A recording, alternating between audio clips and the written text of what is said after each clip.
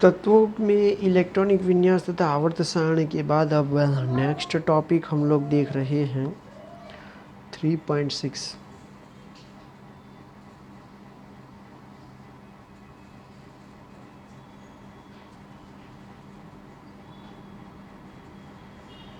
Electronic विन्यास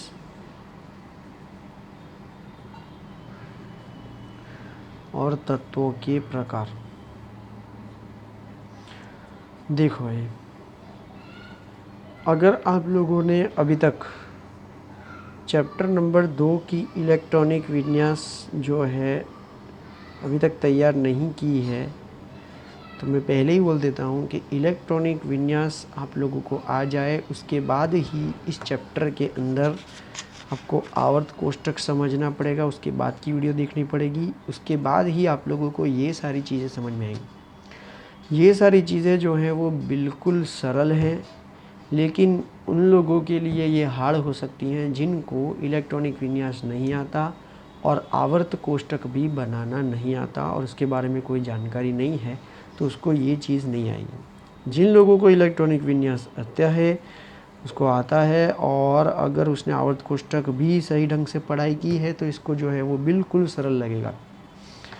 इसमें ज़्यादातर जो ये चैप्टर 3 है ना, उसमें ज़्यादातर कोई बड़ी बड़ी थियरियाँ नहीं पूछी जाती है, ज़्यादातर कोई छोटे मोटे एमसीक्यू होते हैं और थोड़ी बहुत जानकारी होती है।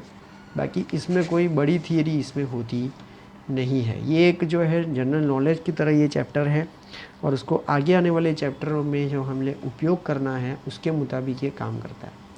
इसमें छोटी छोटी जानकारी जो होती है वो कभी कभी पूछते हैं, बाकी बड़ी थियरियाँ इसमें जो है लगभग नहीं होती है। अब हम लोग बात करते हैं इलेक्ट्रॉनिक विन्यास तत्वों के प्रकार के अनुसार। आवर्त वर्गीकरण का सिद्धांत, मूलाधार, आवभाव का सिद्धांत तथा परमाणुओं का इलेक्ट्रॉनिक विन्यास है। तो मैंने पहले ही कहा कि अगर हम लोग आवर्त कोष्ठक पढ़ रहे हैं तो आवर्त कोष्ठक में इलेक्ट्रॉनिक विन्यास जो है वो महत्वपूर्ण है, और इलेक्ट्रॉनिक विन्यास जो है वो आवभाव के सिद्धांत के अनुसार और पाउली हुंड के नियम के अनुसार और महत्तम भ्रमण के नियम के अनुसार और स्थायित्व के नियमों के अनुसार है। तो ही हम उसी तरह से ही उसको ही उपयोग में करते हुए आवर्त कोष्ठक जो है वो तैयार किया गया है। ठीक है। आवर्त सारणी के ऊर्ध्वाधर स्तंभों में स्थित तत्व एक वर्ग अथवा परिवार की रचना करता है। तो आवर्त कोष्ठक के अंदर जो खड़ा वर्ग है उसे हम लोग समूह कहते हैं, या तो वर्ग कहते हैं अथवा परिवार कहते हैं। तीनों का मतलब एक ही है, और टोटल ऐसे समूह, परिवार या वर्ग कितने हैं, तो टोटल वो 18 हैं, और समान रासायनिक गुणधर्म दर्शाते हैं। तो जितने भी तत्व ऊपर से लेकर नीचे तक होते हैं, माना कि ये समूह नंबर 17 है, उसमें जितने भी सारे ये तत्व हैं ऊपर से नीचे के लेकर, उनकी सभी की बाह्यतम कक्षा की इलेक्ट्रॉनिक विन्यास समान होगी, अर्थात उनके रासायनिक गुणधर्म भी समान ही होंगे। ठीक है। अब इन तत्वों का विभाजन हम लोगों ने विभिन्न 4 ब्लॉक के अंदर किया गया है, और वो 4 ब्लॉक हैं एस, पी, डी और एफ ब्लॉक, जो इस बात पर निर्भर करता है कि किस प्रकार के कक्षक इलेक्ट्रॉनों द्वारा भरे जा रहे हैं। अर्थात कि जब हम लोग किसी भी तत्व का इलेक्ट्रॉनिक विन्यास रखते हैं, इलेक्ट्रॉनिक विन्यास बनाते हैं, और इलेक्ट्रॉनिक विन्यास में इलेक्ट्रॉन के द्वारा कक्षक में भरे जाते, कक्षकों को भरे जाता है, तो उसमें अंतिम इलेक्ट्रॉन जिस कक्षक में भरा जाता है वो तत्व उस कक्षक के अनुसार उस विभाग का हो जाता है। इसके बारे में मैंने आगे चर्चा की है और अभी हम लोग कर रहे हैं कि जैसे कि अगर हम लोग कोई भी इलेक्ट्रॉनिक विन्यास लिख रहे हैं और भरते भरते अंतिम इलेक्ट्रॉन, जैसे कि 9वां इलेक्ट्रॉन, तो 9वां इलेक्ट्रॉन अगर पी विभाग में जाता है तो वो तत्व पी ब्लॉक का ही होगा, उसे पी ब्लॉक में रखा गया है। ठीक है। और इसी तरह से आवर्त कोष्ठक तैयार किया गया है। लेकिन पूरे आवर्त कोष्ठक में 2 अपवाद हैं। पहला अपवाद हीलियम है। आप लोगों ने देखा होगा कि हीलियम जो है उसकी इलेक्ट्रॉनिक विन्यास 1s 2 है और वो 2 नंबर का तत्व है। लेकिन और आप बोलोगे कि भाई S कक्षक है, उसका अंतिम इलेक्ट्रॉन दूसरा इलेक्ट्रॉन S कक्षक में भरा गया है, तो उसे समूह नंबर 1 या 2 में होना चाहिए। ठीक है, तो आप इस आवर्त कोष्ठक को देखो, ये रहा हीलियम, वो यहाँ पर समूह नंबर 18 में है, समूह नंबर 18 में है। तो फिर ये चर्चा का विषय हो जाता है कि उसे हीलियम को 18 नंबर समूह में क्यों रखा गया है, हालांकि उसका अंतिम इलेक्ट्रॉन तो S कक्षक में भर रहे हैं, इसीलिए उसे समूह नंबर 1 या 2 में होना चाहिए, क्योंकि समूह नंबर 1 और 2 S विभाग है।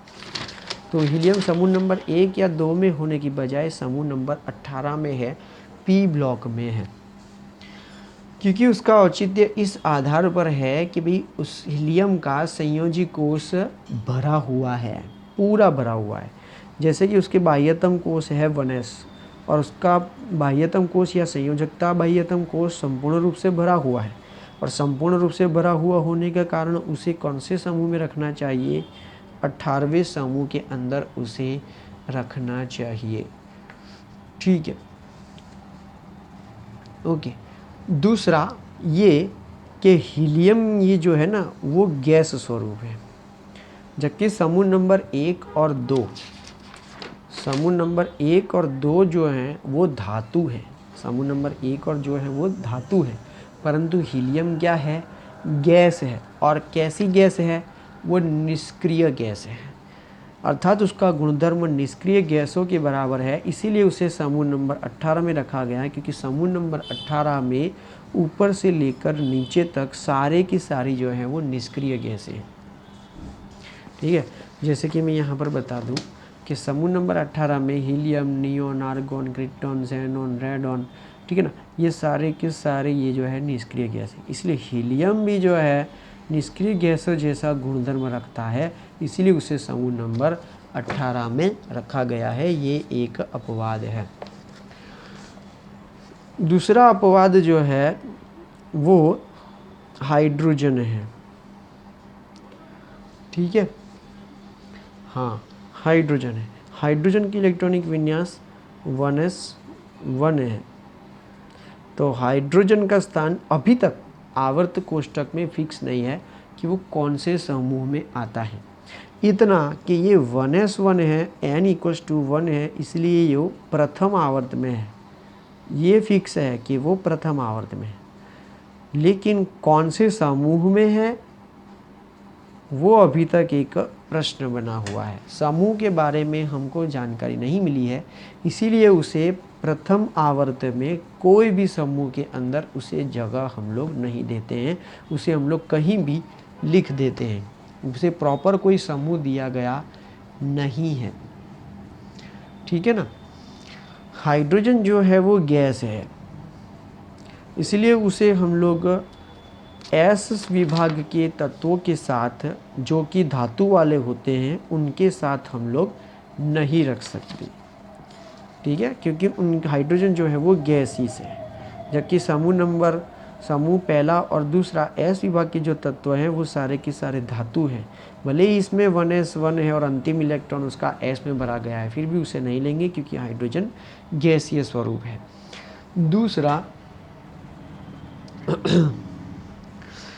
दूसरा कि यदि अगर हम लोग 1s के अंदर एक इलेक्ट्रॉन भर दे तो 1s2 हो गया, 1s2 समूह नंबर 18 में है, तो उससे एक कम इलेक्ट्रॉन वाला समूह नंबर 17 में होना चाहिए था।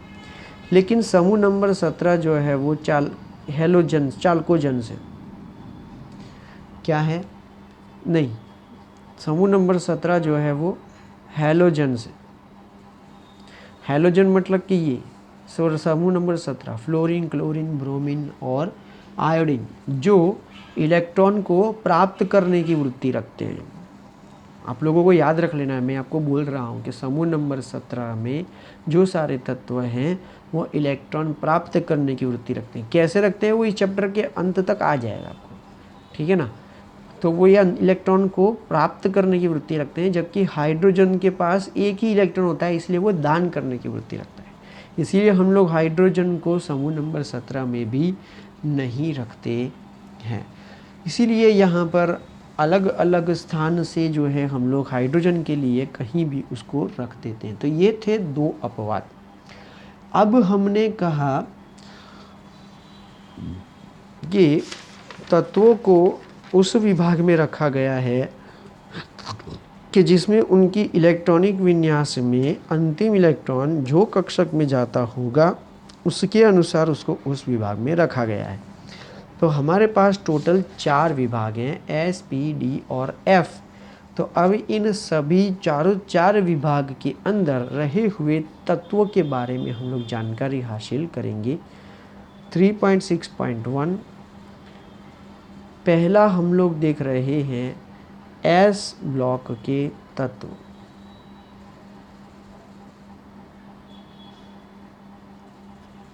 ठीक है, वर्ग 1 के तत्वों तथा वर्ग 2 के तत्वों के बाह्यतम कोश में अब आप लोगों को यहाँ पे ध्यान रखना है। वर्ग 1 मतलब समूह नंबर 1, उसके बाजू में होता है वर्ग 2 मतलब समूह नंबर 2। वर्ग 1 में रहे हुए सारे धातुओं को क्षारीय धातु कहते हैं और वर्ग 2 में रहे हुए सभी धातुओं को क्षारीय मृदा धातु कहा जाता है। ठीक है, अब याद कर लेना है। हम लोग सारी की सारी चीज़ें जान रहे हैं कि भाई जब समूह नंबर 1 और समूह नंबर 2 की बात करेंगे तो उनके बाह्यतम कोश में बाह्यतम कोश की सामान्य इलेक्ट्रॉनिक विन्यास क्रम अनुसार NS1 और NS2 है। इन दोनों वर्गों के तत्व आवर्त सारणी के S ब्लॉक से संबंधित हैं। ये सारे के सारी क्रियाशील धातुएं हैं,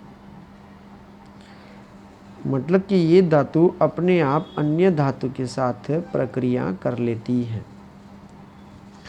उनके आयनीकरण आयनन एंथैल्पी के मान कम होते हैं। आयनन, अब ये क्या होता है, आयनन एंथैल्पी के मान कम होते हैं, तो वो इस चैप्टर में नेक्स्ट जो हम लोग ये टॉपिक के बाद जो टॉपिक चलाएंगे उसमें आएगा। ठीक है, आयनीकरण एंथैल्पी कम होती है, इसीलिए ये सरलता से अपना इलेक्ट्रॉन खो देते हैं। ये तत्व सरलतापूर्वक बाह्यतम इलेक्ट्रॉन त्यागने के पश्चात +1 आयन, अगर ये इलेक्ट्रॉन खो देंगे तो +1 और ये इलेक्ट्रॉन को खो देंगे तो +2 आयन बना लेते हैं। कि मैंने ही कहा कि ये जो है ना, इनकी आयनीकरण एंथैल्पी आयनन एंथैल्पी का मान कम है, अर्थात इलेक्ट्रॉन को दूर करने के लिए ऊर्जा की आवश्यकता कम होती है। अगर ये एक इलेक्ट्रॉन खो देंगे तो बाह्यतम कक्षा में से एक इलेक्ट्रॉन चला जाएगा तो +1 रहेगा, और इसकी बाह्यतम कक्षा में 2 इलेक्ट्रॉन हैं, दोनों इलेक्ट्रॉन खो देंगे तो +2 हो जाता है। तो इनके ऊपर आयनीकरण आयन लग जाता है +1 और +2। इन धातुओं के धात्विक लक्षण तथा अभिक्रियाशीलता में वृद्धि होती जाती है। जैसे हम लोग वर्ग में ऊपर से नीचे की ओर जाते हैं, वर्ग में मैंने कहा था ना, समूह जो भी है ना उसमें हम लोग ऊपर से नीचे की ओर जाते हैं, उसे हम लोग वर्ग या समूह या परिवार कहते हैं। जैसे ही हम लोग इसमें वर्ग और वर्ग 2 में ऊपर से नीचे की तरफ जाते हैं तो धात्विक लक्षण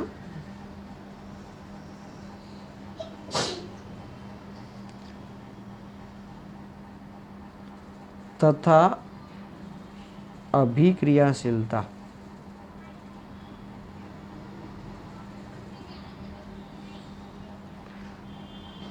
में